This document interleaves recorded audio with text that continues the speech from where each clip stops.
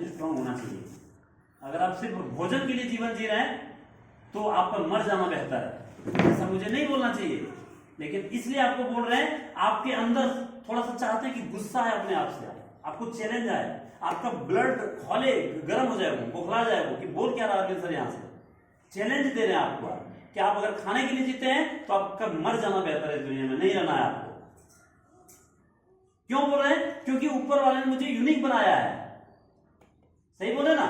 अब अपना समय का यूज करिएगा कि समय का यूटिलाइजेशन करिएगा, ये आपके ऊपर निर्भर करता है ना।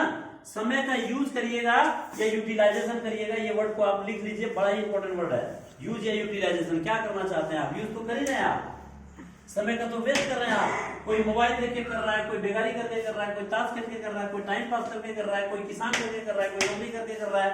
नहीं करना आपको ऐसा काम जिससे आपका समय बर्बाद हो। एक एक सेकंड कीमती है आपका। इसके लो, जब आईसीयू में एक पेशेंट रहता है ना, और जब वो मीटर चलता है ना ऐसे ऐसे करके, एक एक सेकंड कीमती होता है उसके पेरेंट्स के लिए, डॉक्टर्स के लिए, वो मरीज के लिए। अगर वो सीधा हो जाए ना, एक सेकंड के अंदर दुनिया को छोड़ के ऊपर चला जाता है वो इंसान। समझ रहे बातों को? तो आपका समय बड़ा बहुमूल्य है,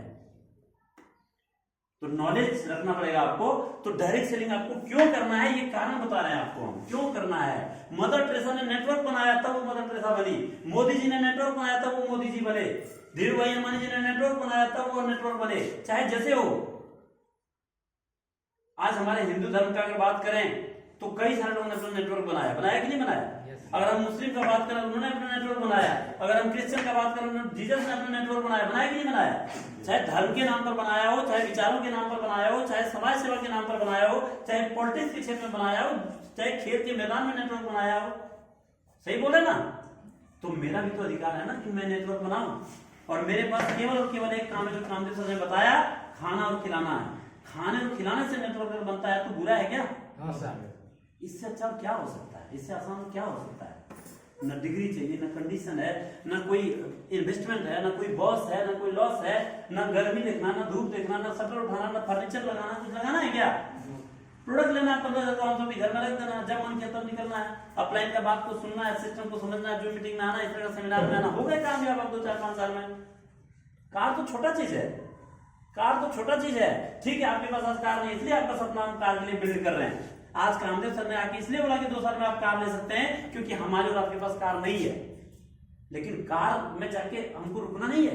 एक बड़ा ही अच्छा श्लोक था कि रास्ते के फूलों को देख के मत रुको, आगे इससे भी अच्छे फूल मिलेंगे आपको। अगर यहाँ पे गुलाब फूल मिल रहा है तो उसको तोड़ के संतुष्टि नहीं होना आपको, उससे अच्छा फूल रास्ते में है। तो पहला विजन क्लियर कर रहे हैं कि आपके पास स्कूटी नहीं है, पहले स्कूटी का टारगेट है। कार नहीं है, कार दिलाएंगे, लेकिन कार हमारा ब्रेकर नहीं है, उसके बाद रुकना नहीं है। आपके जीवन को कामयाब बनाना है। एक टाइम के बाद पैसा मकसद नहीं रखेगा। दुनिया का सबसे अमीर आदमी बना देंगे आपको, दुनिया का सबसे सफल आदमी बना देंगे आपको, मकसद क्या है? हम लोग के दिमाग में किसी जाता है कि आपको कामयाबी दिलाना हर क्षेत्र में, ना केवल स्वास्थ्य, ना केवल पैसा, ना केवल मान सम्मान, जो भी चीज चाहिए सफलता के लिए, वो सब चीज आपको मिलने वाला है। ऐसा वैल्यूज बनाएंगे कि आपके समाज के लोग जो आपको गाली देता था, अपने बच्चे को आपके पास भेजेगा कि तुम करती क्या हो या तुम करते क्या हो, मेरे बच्चे को थोड़ा बताओ, अच्छा होगा कि बुरा होगा? अच्छा होगा। लेकिन इसके लिए कारण बड़ा स्ट्रॉन्ग चाहिए, ठोस कारण चाहिए, इमोशनल कारण चाहिए। एक राजा जी थे और उनके बगल वाले जो राजा जी थे उनसे वो थोड़ा सा डरते थे, क्योंकि सामने वाला बड़ा ही पावरफुल था, बड़ा ही स्ट्रॉन्ग था, बहुत सारे हथियार थे उसके पास। तो दिन का तो सामना इन्होंने बोला कि मैं कर लूंगा, दिन में कोई आकर हम देख लेंगे, लेकिन अगर रात में अटैक कर दिया सामने वाला तो शायद हम अपने प्रजा को नहीं बचा पाएंगे। और इस राजा को अपने प्रजा से बहुत प्यार था कि मेरा प्रजा को कुछ नहीं होना चाहिए। तो इन्होंने एक विचार किया, अपने मंत्री के साथ बैठक किया, और बैठक करने के बाद इन्होंने एक निर्णय लिया कि मेरा जो क्षेत्र है इसमें इतना बड़ा दीवार बनाऊंगा, इतना बड़ा दीवार बनाऊंगा कि कोई भी दुश्मन उस दीवार को तोड़ के पार ना हो पाए रात में। और उन्होंने काम शुरू किया। अगले 5 साल में एक बड़ा दीवार का निर्माण किया, अपना जितना क्षेत्र था, एक बड़ा सा गेट लगाया गया और एक रूल बनाया उन्होंने। क्या रूल बनाया? कि 6 बजे के बाद किसी भी व्यक्ति का एंट्री अमान्य होगा, चाहे हमारे देश के, हमारे राज्य के प्रजा ही क्यों ना हो। आपका जो भी काम दिन भर का बाहर करना कर लो भैया, 6 बजे के बाद गेट नहीं खुलेगा, क्योंकि खतरा पूरे राज्य का था, प्रजा के ऊपर खतरा था। रूल बन गया। सारा चीज हो गया। एक दिन क्या हुआ, एक लेडीज 6:01 में उस गेट के पास आई, मार्केट गई थी कुछ सामान लेने के लिए। वो आई तब तक गेट बंद हो चुका था। वो लेडीज बहुत रोई, बहुत चिल्लाई, बहुत गिड़गिड़ाई, बहुत मन्नत मांगी, बहुत रिक्वेस्ट की, कारण बताई कि मेरे इस बाउंड्री के अंदर मेरे घर में मेरा बच्चा है छोटा सा 3 महीने का, जिसको दूध का जरूरत था। हम दूध लाने गए थे मार्केट, दूध मिल नहीं रहा था। बहुत खोजने के बाद दूध ला, दौड़ते हुए आए हैं, भाग पसीना से पूरा लथपथ थे, क्योंकि उनको पता था रूल कि 6 बजे के बाद गेट बंद हो जाएगा। और वो दौड़ते हुए आए, फिर भी 1 मिनट लेट हो गया, गेट नहीं खुला। लाख मन्नत करने के बाद भी गेट नहीं खुला। बोल दिया दरबार की नहीं, रूल इज रूल। अनुशासन ही देश को महान बनाता है। आपके जीवन में अगर आप कामयाब होना चाहते हैं तो अनुशासन जरूरी है कि नहीं? डिसिप्लिन बहुत जरूरी है। आपको मीटिंग का टाइम अगर अगले महीने का 10 तारीख को मिलेगा कि अगले महीने के 10 तारीख को मीटिंग 11 बजे शुरू होगा, तो आपकी जिम्मेदारी है 10:30 बजे यहाँ पहुंचने का, क्योंकि आपको पहले डिसिप्लिन में लाना चाहते हैं, आपके हैबिट्स को चेंज करना चाहते हैं, आपके जीवन को बदलना चाहते हैं। बाकी सेकेंडरी है, सब बाय प्रोडक्ट है, सब मिल जाएगा आपको। प्लान बता देंगे, प्रोडक्ट बता देंगे, सिस्टम सब बता देंगे आपको। हम उसके ऊपर बात ही नहीं कर रहे हैं, हम आपके जीवन के मूल्य के ऊपर बात कर रहे हैं। हम व्हाट इज डायरेक्ट सेलिंग के ऊपर बात कर रहे हैं, what is power of network के ऊपर बात कर रहे हैं कि आपको जो करवाना चाहते हैं उसका पावर क्या है। समझ रहे बातों को? तो 6:01 में जब लेडीज को एंट्री नहीं होने दिया गया, बंद कर दिया गेट, दरबार जाके सो गया। और जब सुबह को जगा, जैसे ही जगा, जैसे उसका आंख खुला और उस लेडीज को अंदर में देखा, और वो गिर गया, मूर्छित हो गया, वो बेहोश हो गया, वो शॉक्ड हो गया। वो दरबान ऐसा कैसे हो सकता है, मेरा आंख धोखा तो नहीं खा गया? वो कंफ्यूज हो गया कि इस लेडीज को अंदर आने दिए या नहीं आने दिए, ये आई कैसे अंदर।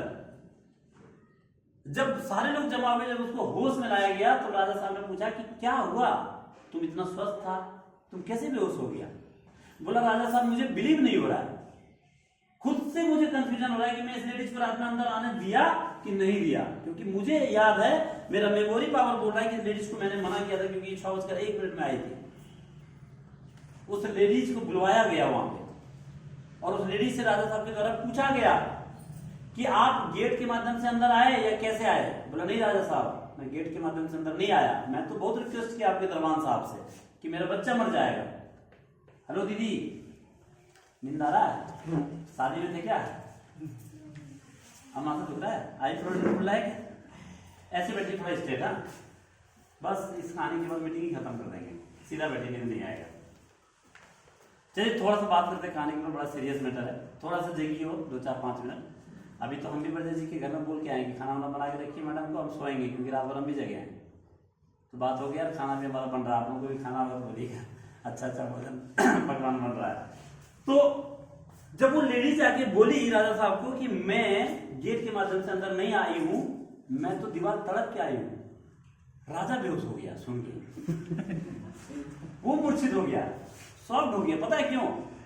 वो लेडीज के लिए तो दीवार बनाया नहीं था, वो तो सामने वाला राज्य हमारे ऊपर हमला ना कर सके रात में, उसके लिए बनाया था। वो इसलिए शॉक्ड हो गया, जब एक लेडीज इस दीवार को तड़प सकती है, तो वो तो जेंट्स लोग है, वो तो वीर है, वो कर्मवीर है, वो तो युद्ध क्षेत्र में आए, तो वो तो कभी भी ध्वस्त कर देगा। लेकिन हुआ कैसे? जब उसको फिर राजा साहब को होश में लाया गया, तो राजा साहब ने बड़ा 10 मिनट अपना आत्ममंथन किया, सेल्फ टॉक किया, अफर्मेशन किया, और बोला कि हे मेरी लक्ष्मी माता, हमको तभी भरोसा होगा आपके ऊपर कि आप गेट तड़प के आए, एक बार फिर से तड़प के दिखाइए हमको, नहीं तो हम इतना बड़ा दीवार बना है, कोई जा ही नहीं सकता है। क्योंकि ट्राई करवाया था अपने कर्मवीर लोगों को, देखो तड़प के पूरा स्लीप बनाया था, पूरा कांच वांच दिया हुआ था, पूरा मतलब जहरीला चीज दिया था कि कोई तड़प ही नहीं पाए, पूरा ठोस बनाया था। उस लेडीज का जो जवाब था ना, उससे सारे लोग वहां, जो दरबान और मंत्री और प्रजा, सारे लोग जो था सब शॉक हो गया। बोला राजा साहब माफ करिएगा, मैं दीवार आज नहीं तड़प सकती हूँ, कल रात में मेरे लिए एक ठोस कारण था, मेरे लिए एक इमोशनल कारण था। कल रात में मुझे दीवार नहीं दिख रहा, मुझे वो 3 महीना का मेरा बच्चा दिख रहा था, जो दूध के बिना तड़प रहा था, मर जाता वो अगर हम नहीं तड़पते दीवार। तो कैसे तड़पी मुझे भी नहीं पता, वो दीवार कैसे तड़पी मुझे भी नहीं पता। कारण होना चाहिए राजा साहब, आज मेरे पास कोई कारण नहीं है तो हम दीवार कैसे तड़पेंगे, कल कारण था। समझ रहे बातों को? कारण होना चाहिए। उस लेडीज को वो 3 महीने का बच्चा दिख रहा था, इसलिए वो दीवार कैसे तड़पी उसको भी नहीं पता, उसका ध्यान वहां था। तो तो आपका कारण होना चाहिए इमोशन स्ट्रॉन्ग ठोस कि हमको सफलता पाना है। सुन के चले जाइए घर में फिर वही वाला काम करिए तो कुछ नहीं मिलने वाला आपको। आपको क्या करना पड़ेगा, प्रोसेस में आना पड़ेगा आपको। आटा पिसाने चले गए आप चक्की मिल में, हम जाते थे बचपन में, गेहूं लाके देते थे, वजन करता था, फिर थैला में अपना देते थे, फिर वो चक्की में डालता था, फिर वो आटा निकाल के देता था। ऐसा ही होता था ना? जी सर। आप जाइए और गेहूं लेके रख दीजिए तो आटा बनेगा क्या? प्रोसेस करना पड़ेगा ना, उसमें डालना पड़ेगा। तो अगर आप कामयाब होना चाहते हैं तो पहले तो मंथन करना पड़ेगा आपको। क्या मंथन करना पड़ेगा? क्योंकि मेरे पर भी भरोसा मत करिए आप, हम सब बात सही बोलेंगे ऐसा सही है क्या? बिल्कुल सही नहीं है। तो आपको मंथन करना पड़ेगा कि ये नेटवर्क तो बनाना पड़ेगा 100%, इसमें तो कोई शक नहीं है, ये तो कंफर्म कर दिया आपको। आपका डाउट क्लियर है कि आपको नेटवर्क करना पड़ेगा, सिर्फ वर्क करने से कुछ नहीं होगा, पहली चीज। दूसरा चीज आपको डायरेक्ट सेलिंग ही करना पड़ेगा, ये भी क्लियर कर दिए। अब तीसरा डिसीजन आपको लेना है कि क्या कोई और ऑप्शन मेरे पास है। आज रात में घर जाइएगा बिछावन पर खाना खाने के बाद तो आप चिंतन करिएगा। चिंता नहीं करना है क्योंकि चिंता दूर कर दिए। सारा टेंशन बड़े सर को दे दीजिए, अनिल सर को दे दीजिए, आप सुनील सर को दे दीजिए, आप इन लोगों का टेंशन है। आपको चिंतन करना कोई ऑप्शन है क्या कि अगर हम इस दुनिया से चले गए, रहेंगे तो बहुत पैसा बनेगा, चले गए तो मेरा घर का क्या होगा? अभी बताया जा रहा था स्टेज से कि आपके नहीं रहने के बाद भी पैसा देती है ये कंपनी। धीरू भाई अंबानी मर गया, कोई फर्क पड़ा क्या? मोदी जी चले जाएंगे, फर्क पड़ेगा क्या? निशिकांत दुबे जी चले जाएंगे, फर्क पड़ेगा क्या? मदर टेरेसा चलेगी, फर्क पड़ेगा क्या? बहुत सारे ऐसे लोग चले गए जिनको कोई फर्क नहीं पड़ा, आज भी उनके घर में पैसा आता है। आता ही नहीं आता है। और मैं चाहता हूं कि जाना तो फिक्स है। कोई रहेंगे क्या? आप भी जाएंगे, मिल जाएंगे। जब हम जाएं तो पूरा समाज के लोग हमारा जो फोटो होगा ना उसको 1000 बार प्रणाम करें। लोग तो करे ही करे, मेरा खानदान जो होगा, मेरा जो वारिस होगा वो हर दिन 1 घंटा का बत्तीस लाए, क्योंकि हम 1 करोड़ महीना छोड़ के जाएंगे, हर महीना 1 करोड़ आएगा। और ये आपको करना है। जब आप इस दुनिया से जाएंगे तो आपका फोटो को नहीं चाह के भी आपका पूरा फैमिली, पूरा खानदान देखे कि यही एक इंसान था जिसकी वजह से आज 1 करोड़ आ रहा है मेरे पास। और वो पावर है नेटवर्क में, वो पावर है डायरेक्ट सेलिंग में, वो पावर है रिहॉक ग्लोबल में। तैयार है? तैयार है ना? बहुत सारी चीजें हैं, आज बस